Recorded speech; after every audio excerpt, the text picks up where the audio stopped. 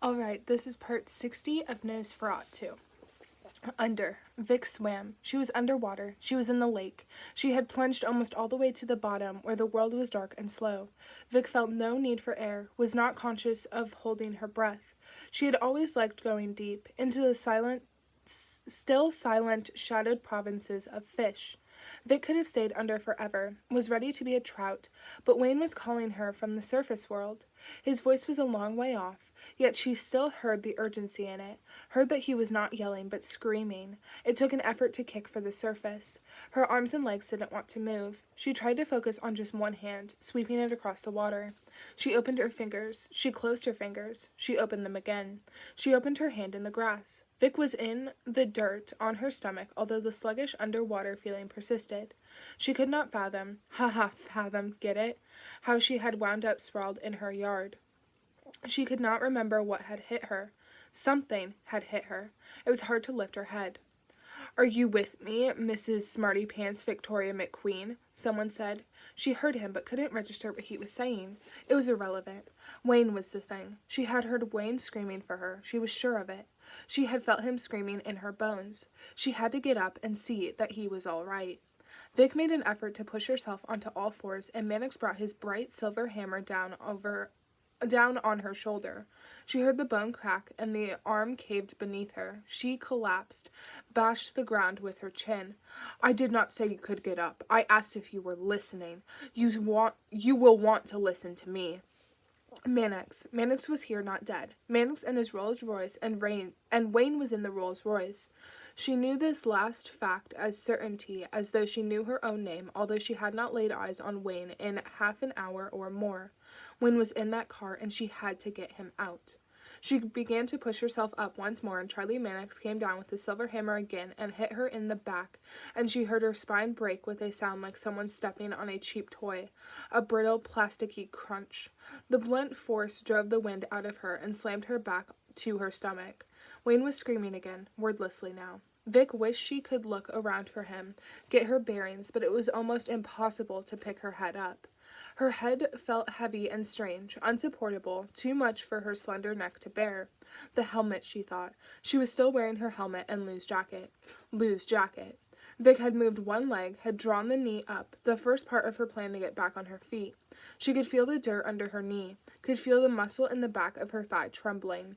Vic had heard Mannix pulverize her spine with a second swing, and she was not sure why she could still feel her legs. She was not sure why she wasn't in more pain. Her hamstrings ached more than anything else, bunched tight from pushing the bike half a mile. Everything hurt, but nothing was broken. Not even the shoulder she had heard pop. She drew a great shuddering breath, and her ribs expanded effortlessly, although she had heard them crack like branches in a windstorm. Except that it had never been her bones breaking. She had heard the snapping of those Kelvar plates fitted into the back and shoulders of Lou's bulky motorcycle jacket. Lou had said you could ride a telephone pole at 20 miles an hour wearing his coat and still have a chance at getting back up. The next time Mannix hit her in the side, she shouted, more in surprise than pain, and heard another loud snap. "You will want to answer me when I am speaking to you," Mannix said. Her side throbbed. She had felt that one, but the snap had only been another plate going. Her head was almost clear, and she thought if she made a great effort she could heave herself to her feet. "No, you don't," said her father, so close he might have been whispering in her ear. "You stay down and let him have his fun. This is not the time, brat." She had given up on her father. He had no use for him and kept their few conversations as short as possible. Did not want to hear from him. But now he was here, and he spoke to her in that same calm, measured tone of voice he'd used when he was explaining how to field a grounder or why Hank Williams mattered. "He thinks he's busted you up real good, kiddo. He thinks you're beat. You try and get up now, he'll know you aren't as bad as he thinks, and you are, and then he will get you. Wait for the right time. You'll know it when it comes." Her father's voice, her lover's jacket. For a moment she was aware of both the men in her life looking after her. She had thought they were both better off without her, and that she was better off without them, but now here in the dirt it came to her that she had never really gone anywhere without them. "Do you hear me? Can you hear my voice?" Mannix asked. She didn't reply. She was perfectly still. Perhaps you do, and perhaps you don't, he said after a moment of thought. She had not heard his voice in more than a decade, but it was still the dumb-ass drawl of a country rube. What a horror you look, crawling in the dirt in your skimpy little denim shorts. I remember a time not so long ago when even a whore would have been ashamed to appear in public dressed like you and to spread her legs to ride a motorbike in lewd parody of the carnal act. He paused down again and said, "You were on a bike the last time, too. I have not forgotten. I have not forgotten the bridge, either. Is this a special bike like that other one? I know about special rides, Victoria McQueen, and secret roads. I know you galvanized to your heart's content. You will not be gallivanting anymore." He slammed the hammer into the small of her back, and it was like catching a baseball bat in the kidneys, and she screamed through clenched teeth. Her insides felt smashed, jellied, no armor there. None of the other times had been like that. Another blow like that one, and she would need crutches to get to her feet. Another blow like that one, and she would be pissing blood. You will not be riding your bike to the bar either, or to the pharmacy to get the medicine you take for your crazy head. Oh, I know all about you, Victoria McQueen, Miss Liar, Liar, Pants on Fire.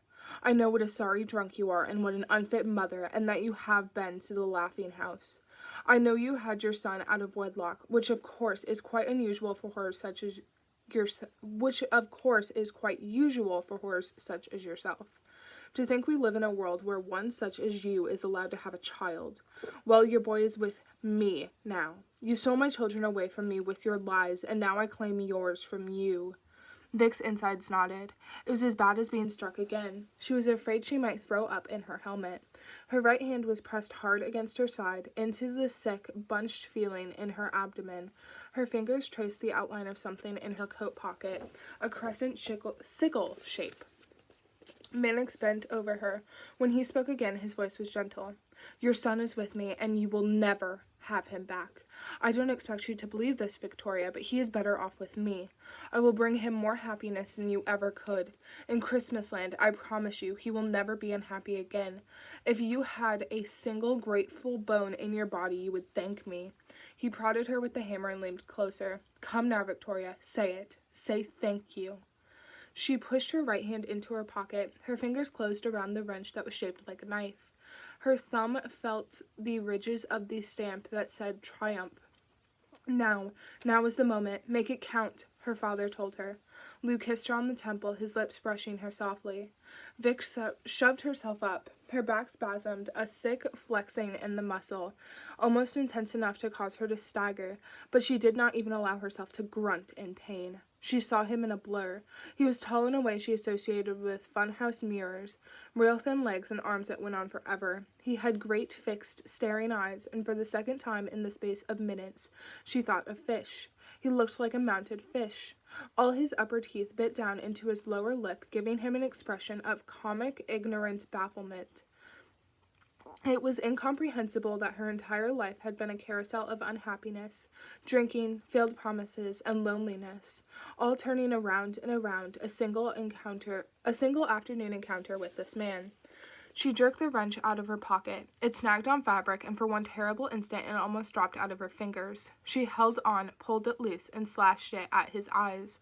The blow went a little high. The sharp tip of the wrench caught him above the left temple and tore open a 4-inch flap of his curiously soggy, loose skin. She felt it grinding raggedly across bone. Thank you, she said.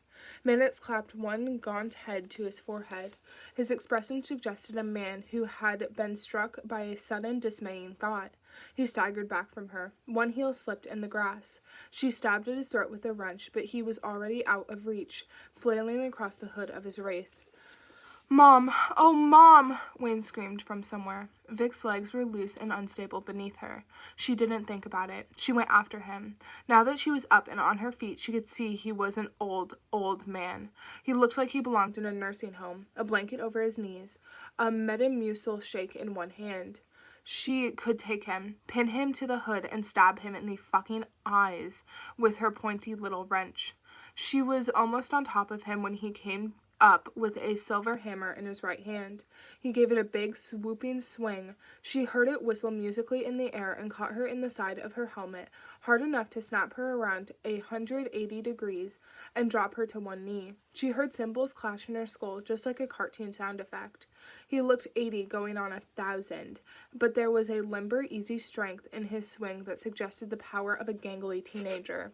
Glassy chips of motorcycle helmet fell into the grass. She had not been wearing it. Her skull would have been sticking out of her brain in a mess of red splinters.